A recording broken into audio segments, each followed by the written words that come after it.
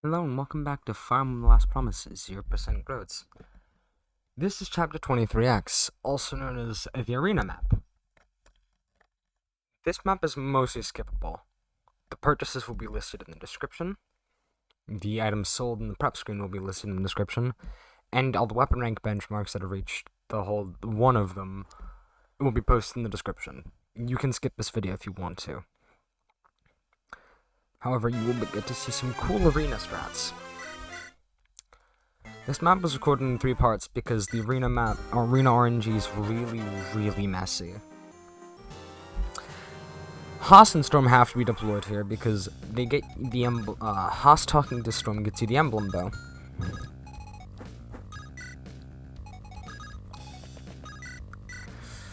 Which we need in order to get to Chapter 23XX. By the way, no stat boosters have been used between this map and the last map. The Angelic Robe and Draco Shield are being used on my units in the next map, mostly because I want to have the best arena odds, although one of the items could have been used on a unit who is not being deployed in this map. 2 silver lances, 2 killer lances, and a swordslayer are bought by Alice here.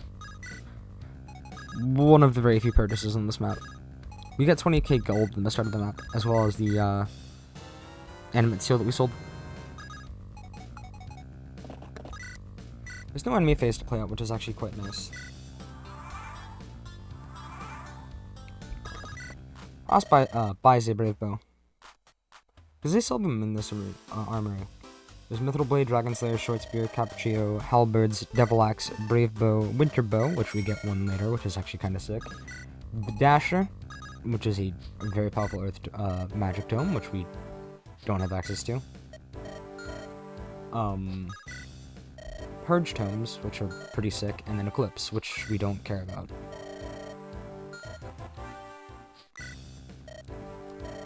The arena contains the basic lances and axes. And then the other armory the one at the bottom and the one at the top contains swords and bows. The arena gives experience, which is nice, but it's absolutely unnecessary. What we truly care about is the weapon experience that we get. We're forced into using iron weapons, which is rather unfortunate, because it means we can't use reavers, blades, or steel weapons in order to get extra weapon experience. Alice and Leopold are working on getting their lance rank up, Liquid's working on getting his axe rank up, and Shadow's working on capping out sword rank. Shadow needs S rank swords for reliability later on.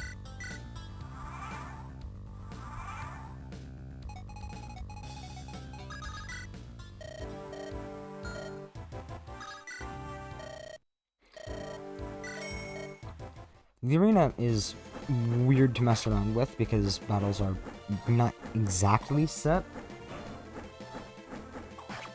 but they also kind of are.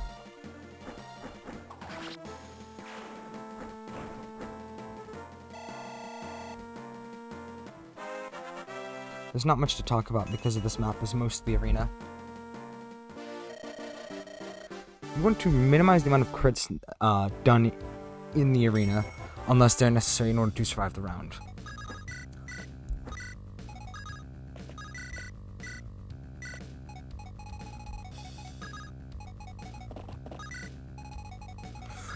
Haas also gets a tiny bit of extra bow rank. It doesn't matter at all.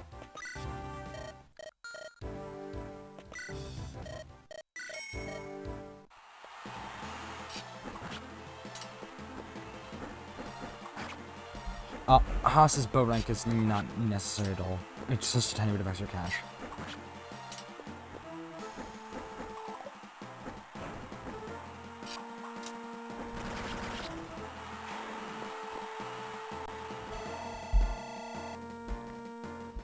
Every lethality proc by Shadow is a little bit less sword experience unless it's already going to kill.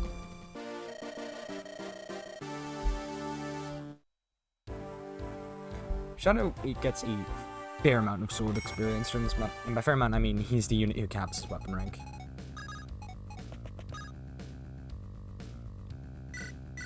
The power is within you.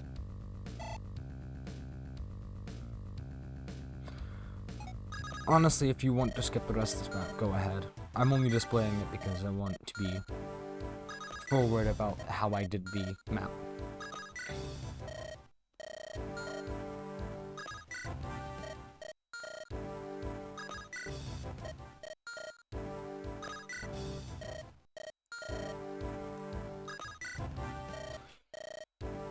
You need to get a specific fight by entering and exiting the arena to fight this druid. Shadow gets to a very, very high level. I believe he gets to level 17 at the end of this map.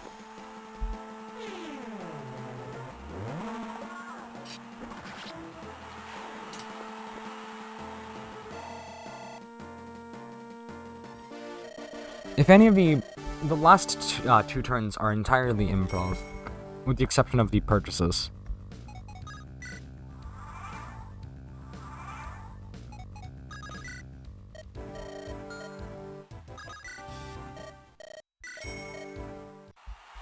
Shadow mostly wants to fight axe users.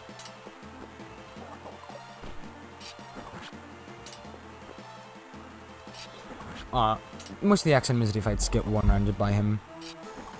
Not one-rounded, but very easily taken out. Enemy stats are pretty high for some units, but also kind of low for others. For instance, this warrior is very low defense, very low skill, decent speed, but high strength and obviously high HP.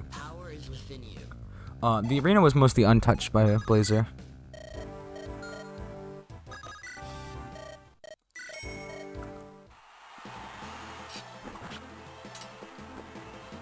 Shadow doubles every single enemy he fights in the arena during this chapter.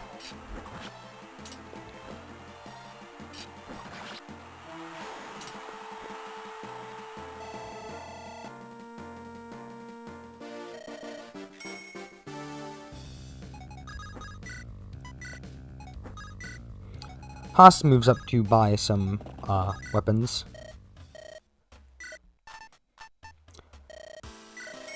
Technically I should have bought another killing edge, but it doesn't really matter. It just means that Liam has to use a killer bow instead.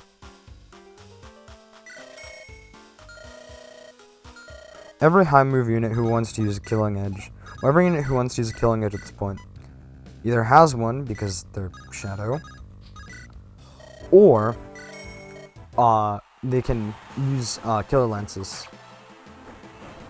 in Alice and Leopold.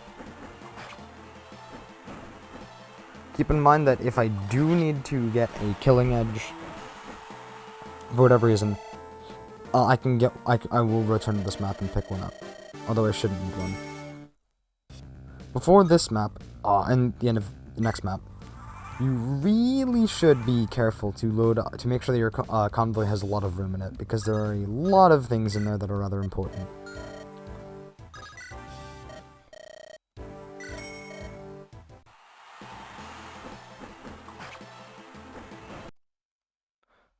I'm beginning the second movie file, which starts immediately after the end of this fight.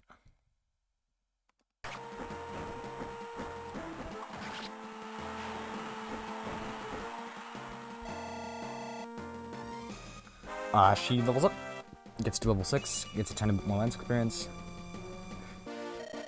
Leopold, Alice, Levion, and Howard can all focus on getting lance experience next map, because there are a lot of enemies that are,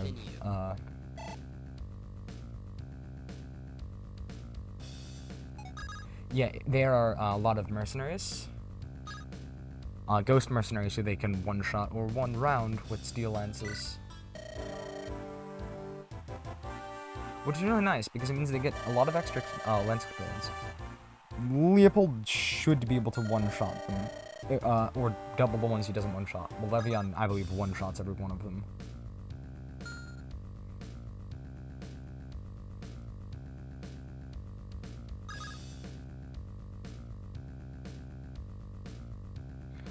Again, this map was mostly improv. I just looked at the bet prices and decided on whether or not to do it based on the bet price.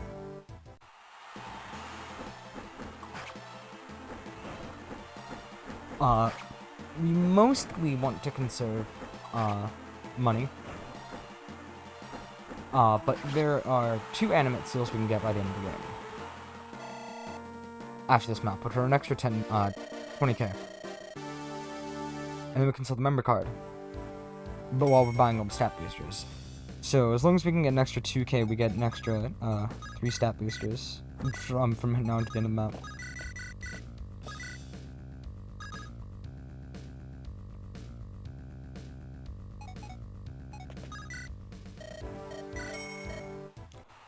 Shadow's fight against this general is rather unlucky.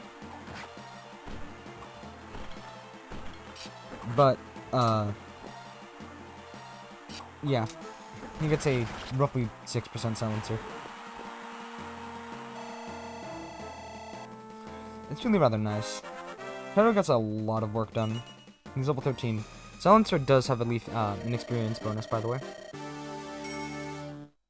So no more on who would already have capped several stats. Mainly his strength. I mean, gained several strength stats.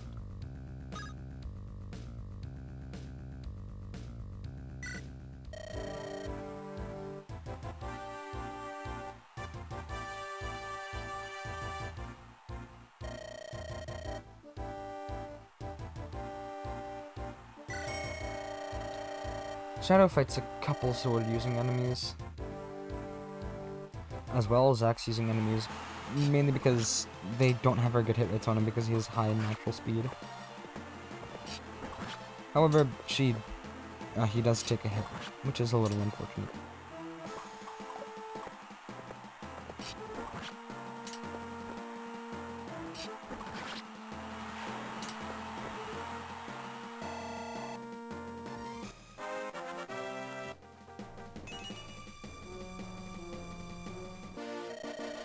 Yeah, again, sorry there isn't much to talk about. This map is kind of boring. Again, I just recorded it because I needed the extra bit of... I wanted to prove that everything I did was legit.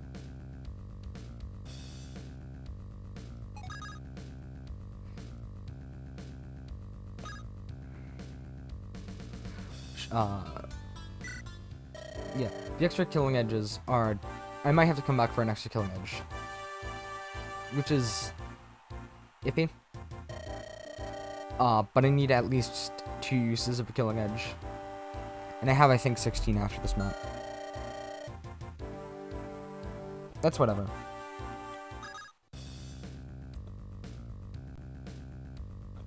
Alice needs to retest rank lenses by chapter 20... by chapter final.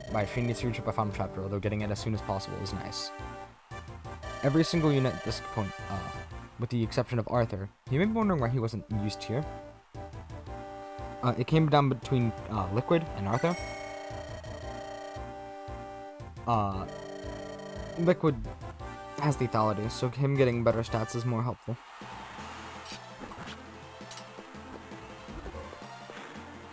The arena, Shadow needs to dodge some low percent hits.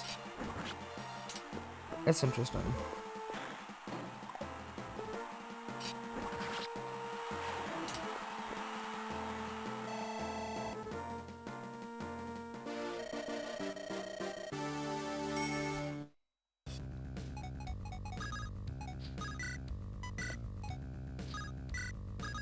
Leopold actually goes in the end of his turn. A few rounds, and then he fights a sage. And somehow dodges a 70. He does naturally double the sage, so he's fine.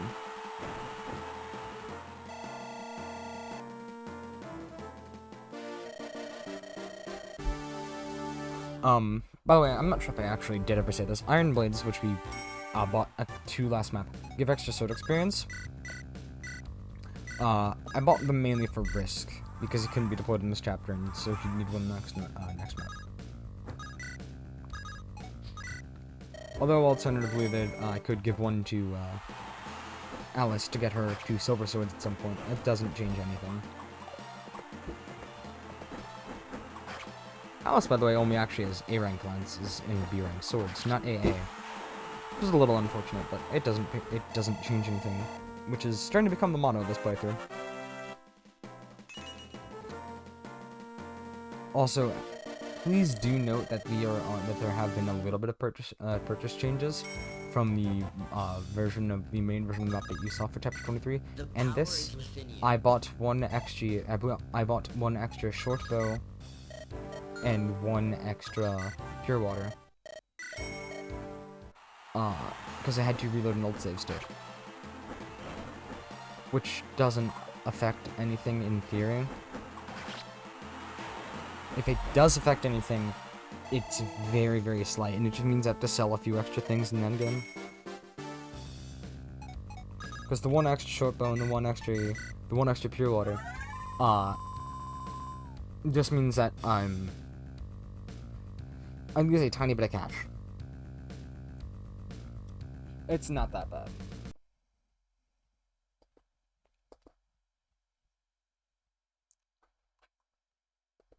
And then I need to load up part 3.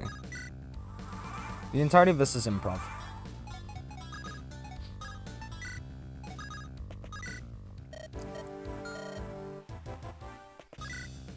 This was all improv. I just was like, okay, the bet makes it look like this is an axe enemy.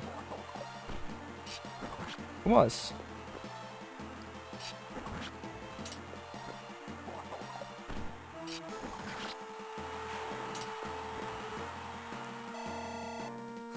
Shadow gets to level 15 here. Use the highest level unit for the majority of the rest of the run.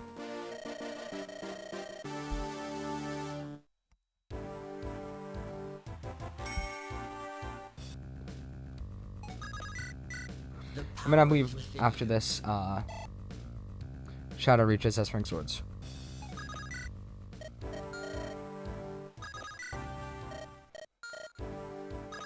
I mainly was fishing because a higher bet means that the enemy is higher leveled. Usually has higher stats, which for warriors means they have high strength. Warriors and berserkers have the high strength, decent low speed, bad skill, bad res, and mediocre defense. Shadow's sword rank training is really nice because he doesn't have access to 1-2 range. Which means that he can't quickly train weapon ranks. Like he can't train weapon ranks on enemy phase.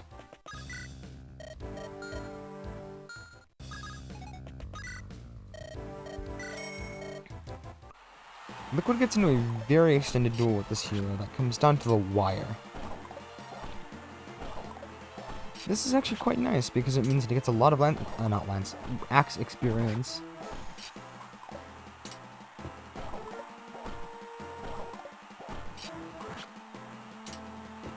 Three shots this hero, and then if he ever crits him, he's dead in one shot. However, it comes down to the very wire. Ironically, it would have been better if he whiffed that attack and then hit the next one. In the original clear that I had, he reaches S-rank axes, and Shadow reaches S-rank swords. However, I wasn't able to recreate the arena battles.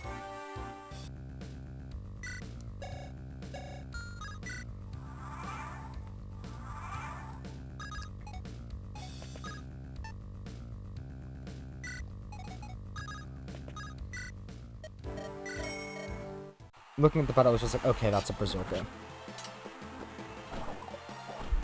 Shadow getting hit doesn't change anything. You would have to get hit twice, which the odds of that are very low.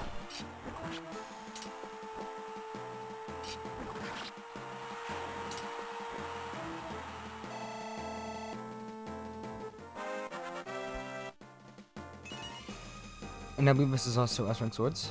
Yes, it is.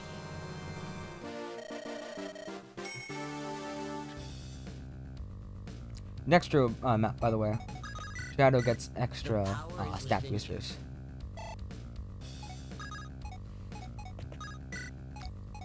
The quote-unquote best move to have made there would have been to have him go through the arena again, because I can use Haas or Leopold to rescue him off. Not Haas, Alice Leopold. Haas's combat here doesn't matter.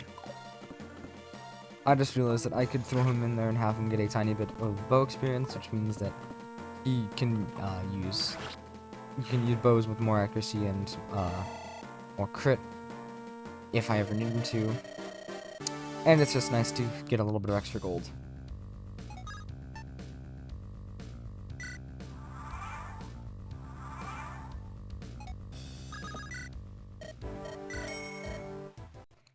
Let's get into a rather close duel with the sniper. He two-shots the sniper, 4 shots the sniper and gets 3 shot in return. However, he has better accuracy on the sniper than the sniper does on him.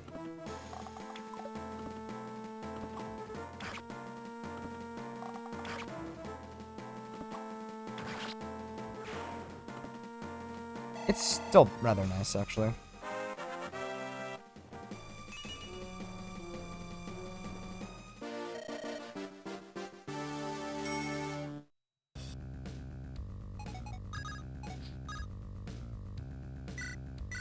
Alice rescues Haas and moves over, just to let Leopold get into the arena.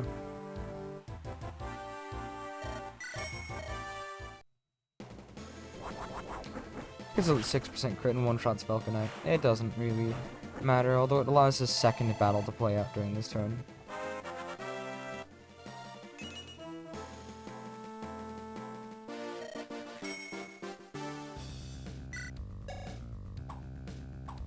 I checked weapon ranks just to see how much progress I made. The power is within you. Then Leopold gets into a rather deadly duel here.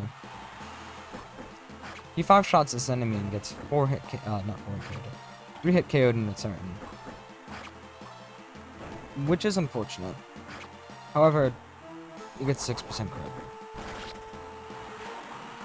I did hit the B button to back out while I was recording the input sensor just in case, but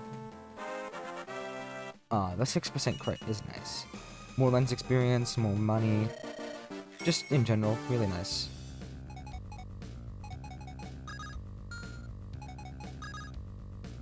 Apologies if you can hear me shifting a blanket in the background. I was folding a little bit of laundry. I'll buy a barrier staff and an elixir. Just to end up chapter. Maybe 2 elixirs, I forgot. Yeah, and then the map's over. Thank you for watching this 22 minutes of arena grinding, and I will see you next time for Chapter 23XX, the second to last flag war map in the game, and God, it's awful. Have a nice night.